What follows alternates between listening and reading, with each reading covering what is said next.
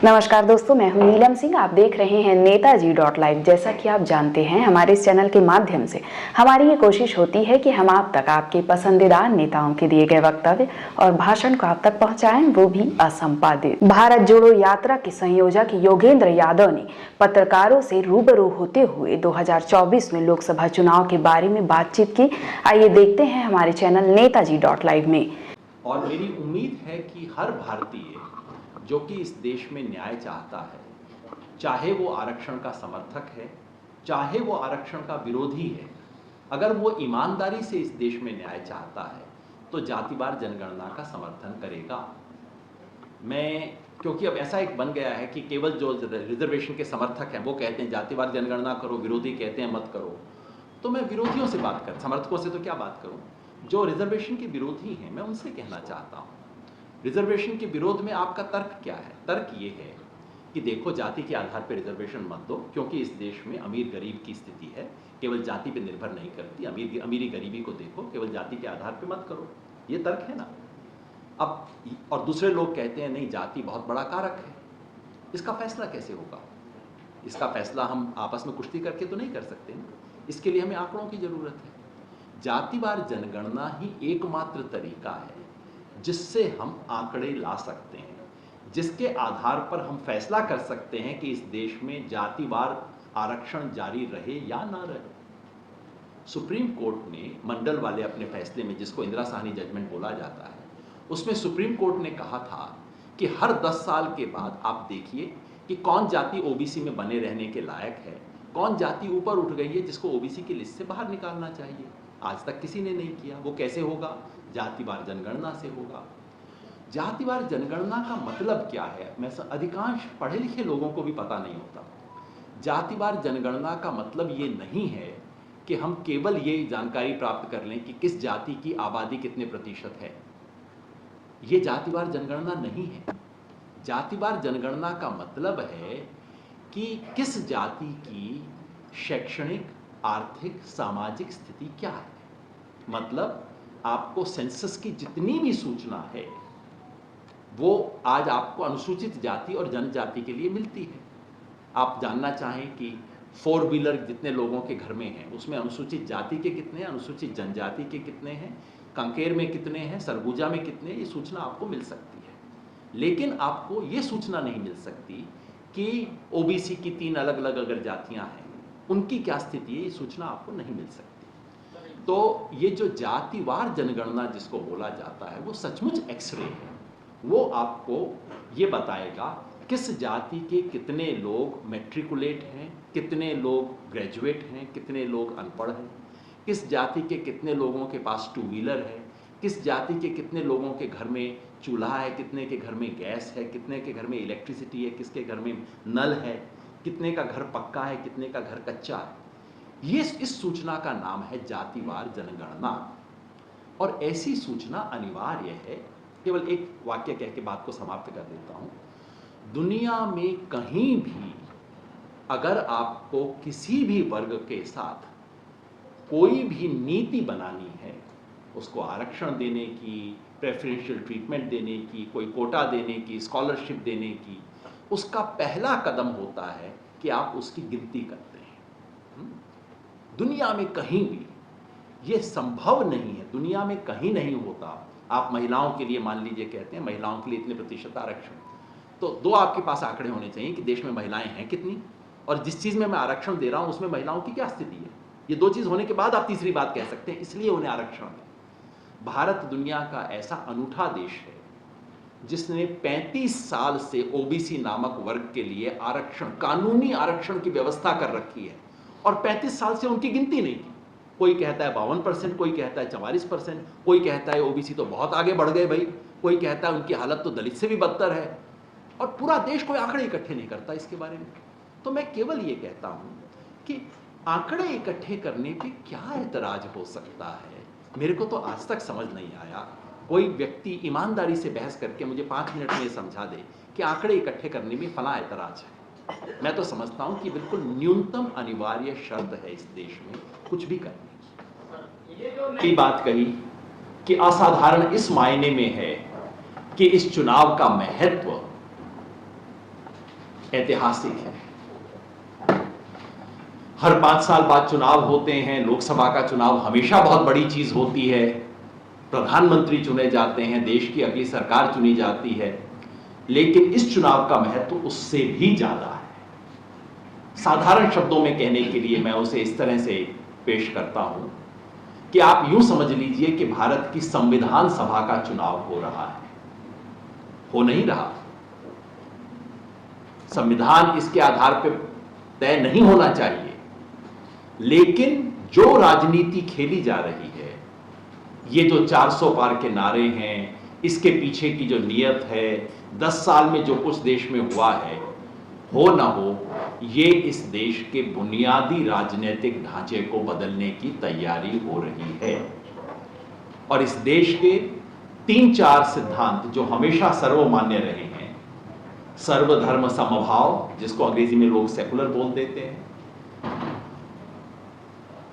विविधता का सम्मान, जिसको हम फेडरलिज्म बोल देते हैं, अंतिम व्यक्ति को सबसे आगे रखना, जिसको अंत्योदय या कुछ भी बोला जाता है, सोशलिज्म भी बोल दिया जाता है, सामाजिक न्याय, इसके जो मूल सिद्धांत हमारे देश में सर्वमान्य रहे हैं, जो हमारे संविधान के मूल में हैं, आज उन पर सवालिया निशान है। और अगर ये चुनाव एक खास शक्ल लेता है, 400 पार वाली चीजें अगर होती हैं, तो जाहिर है इस देश का संविधान अपने वर्तमान स्वरूप में नहीं बचेगा। उसको पेश किया जाएगा संविधान में संशोधन के नाम पे, जैसे इंदिरा गांधी ने किया था इमरजेंसी के दौरान, उसे 42वां संशोधन कहा था, पर वो संशोधन नहीं था, इस देश के संविधान को नष्ट करने का तरीका था। वैसा ही कुछ इस बार भी हो सकता है। इसलिए इस चुनाव में जो दांव पे है, वो सिर्फ सरकार और प्रधानमंत्री नहीं, संविधान दांव पे है।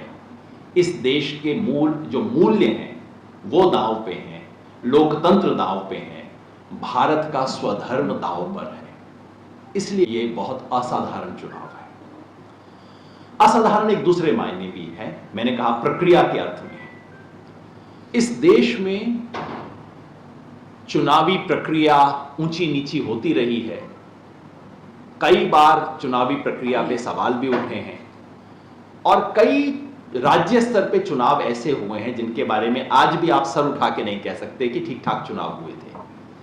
जैसे पंजाब में 1992 का चुनाव, असम में 1983 का चुनाव, पश्चिम बंगाल में 1972 का चुनाव, या सबसे बुरा जम्मू कश्मीर में 1987 का चुनाव। तो ऐसे चुनाव राज्य स्तर पे इस देश में हुए हैं जिनके बारे में, जिनकी विश्वसनीयता पे आज तक प्रश्न चिन्ह लगा है। आप कह नहीं सकते कि चुनाव ईमानदारी से हुए, लेकिन कुल मिला के भारतीय लोकतंत्र का जो रिकॉर्ड रहा है वो ऐसा रहा है जिस पे आप गर्व कर सकते हैं। और इस देश के किसी भी संसदीय चुनाव पे आज तक ये प्रश्न चिन्ह नहीं लगा है, यहां तक कि 1977 पे भी प्रश्न चिन्ह नहीं लगा, जबकि वो डिक्टेटरशिप के बाद हुआ था, इमरजेंसी के बाद हुआ था। लेकिन वो 2 महीने जो चुनाव हुआ वो बिल्कुल फ्री एंड फेयर हुआ था और इंदिरा गांधी हार गई उसमें। आज पहली बार इस देश का एक राष्ट्रीय चुनाव हो रहा है, लोकसभा चुनाव, जिसके बारे में कई प्रश्न चिन्ह लग रहे हैं। ये कैसा मैच है जिसमें मैच से 2 घंटा पहले अंपायर बदल दिए जाते हैं, एक नहीं 2-2 अंपायर बदले जाते हैं, 2 इलेक्शन कमिश्नर बदले जाते हैं, एक इलेक्शन कमिश्नर रहस्यमय परिस्थिति में चले जाते हैं, आज तक कोई खबर नहीं छपी कि वो बंदे का हुआ क्या, क्यों गया, क्या हुआ। मैच से 2 घंटा पहले, चुनाव की घोषणा होने से 1 सप्ताह पहले 2 नए इलेक्शन कमिश्नर आ जाते हैं। और नए अंपायर का चुनाव कौन करता है? जिसकी टीम ने मैच खेलना है वो कैप्टन नए अंपायर का चुनाव करता है। मैच के बीच में रसद और राशन सामने वाली टीम का बंद कर दिया जाता है कि पानी की बोतल इनको नहीं मिलेगी। कांग्रेस का अकाउंट फ्रीज, कम्युनिस्ट पार्टी का अकाउंट फ्रीज कर दिया जाता है। 30 साल पुराने इनकम टैक्स के केस खोल दिए जाते हैं। और इतने से काम न चले तो सामने वाली टीम के 2 बैट्समैन को पकड़ के बाहर कर देते हैं ग्राउंड से, अरविंद केजरीवाल और हेमंत सोरेन। ये अद्भुत चीजें हैं। देश में चुनाव के दौरान ऐसी चीजें नहीं हुई हैं। इसमें कोई शक नहीं है कि हमेशा रूलिंग पार्टी को मीडिया में, बाकी चीज़ों में, प्रशासन में थोड़ा झुकाव रहा है। लेकिन जो आज हो रहा है ये तो अनूठा है, ऐसा नहीं हुआ पहले कभी। और ये सब अब आपको चुनाव की प्रक्रिया में देखने को मिल रहा है, जो सूरत में हुआ, जो इंदौर में हुआ। ठीक है, कांग्रेस कैंडिडेट के भरोसे में आ गया, मगर कोशिश क्या की गई? ये खेल सरपंची के चुनाव में खेले जाते हैं कि पकड़ लिया, अरे भैया ये करके थोड़ा बहुत करा के सेटिंग करके तू विड्रॉ कर ले, ठीक है देख लिया जाएगा, ये सब कर, नहीं तो देखो 307 लगवा देंगे। ये सरपंची के चुनाव के खेल हुआ करते हैं। ये चुनाव पहली बार देश में, मतलब मुझे याद नहीं पड़ता देश की मुख्य धारा की किसी भी पार्लियामेंट्री सीट पे अनकॉन्टेस्टेड इलेक्शन पिछली बार कब हुआ था, मुझे याद नहीं पड़ रहा। तो सूरत के 20 लाख लोगों में से कोई एमपी बनना ही नहीं चाहता। देखिए कितना अद्भुत प्रदेश है। और ये खेल इंदौर में लगभग पूरा हो चुका था। इंदौर में जो हुआ आप जानते हैं, 307 लगाया गया, कैंडिडेट डर के मारे हो गया। बाकी सारे इंडिपेंडेंट कैंडिडेट्स को बुला के कलेक्टर ऑफिस में बैठा के रखा था कि तुम्हें भी विड्रॉ करना है। वो तो सुई अटक गई है कि एक एसयूसीआई का उम्मीदवार उसमें निकल आया जिसने कहा कि मैं विड्रॉ नहीं करूंगा। उसको ऊपर से फोन भी गया, उसने कहा मैं विड्रॉ नहीं करूंगा। तब बाकी 6 को भी छोड़ दिया, चलो तुम भी लड़ लो। ये बात को कोई एक जमाने में भविष्य बताने का काम किया करता था, आज मैं भविष्य बनाने की कोशिश करता हूं। तो इससे पहले कि कोई दूसरा कहे, प्रश्न पूछे, मैंने खुद का क्लियरली बताऊं। और इस वक्त हम भारत जोड़ो अभियान के साथ ही इस मिशन में हैं कि इस चुनाव में और इस चुनाव के बाद भी देश के संविधान को और लोकतांत्रिक मूल्यों को बचाने की राजनीतिक लड़ाई हम लड़ें। हम उसमें शामिल हैं। 2024 का जो लोकसभा का चुनाव हो रहा है, ये बहुत असाधारण चुनाव है भारत के इतिहास में। असाधारण कई मायनों में है। असाधारण इस मायने में है कि इस चुनाव का क्या महत्व है। असाधारण इस मायने में है कि इस चुनाव की प्रक्रिया में क्या कुछ हो रहा है। असाधारण इस मायने में है कि इस चुनाव में प्रचार, बातचीत किस तरीके से हो रही है। और असाधारण इस मायने में है कि जनता किस तरह से रेस्पॉन्ड कर रही है। इन चारों बातों को रख के मैं अपनी शुरुआती बात रखूंगा। आज जो लोकसभा चुनाव चल रहा है, ये बहुत असाधारण और विचित्र चुनाव हो रहा है। असाधारण इसलिए कि इस चुनाव से केवल सरकार नहीं, संविधान की नियति तय होगी। और विचित्र इसलिए कि जिस स्थिति में चुनाव आयोग जिस तरीके से कर रहा है, मैच शुरू होने से पहले रेफरी बदले जा रहे हैं, मैच के बीच में प्लेयर को घसीट के बाहर निकाला जा रहा है, जिस तरीके का प्रचार हो रहा है, 10 साल राज करने के बाद हिसाब उसका नहीं कि 10 साल में क्या किया क्या नहीं किया। 10 साल के बाद मंदिर और धर्म के नाम पे वोट मांगे जा रहे हैं। चुनाव आयोग खाली बैठा देख रहा है।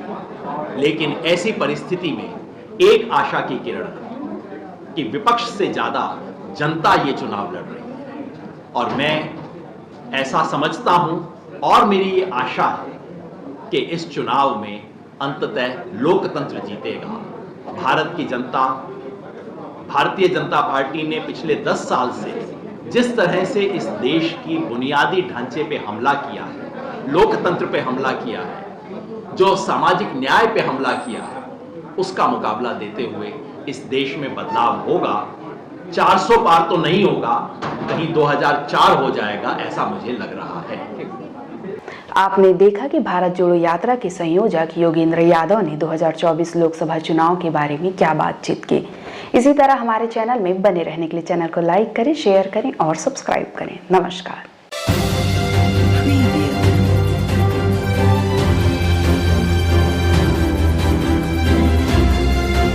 नेताजी.live के प्रायोजक है Satyadeep diagnostic and clinic, Supela, Bhilai.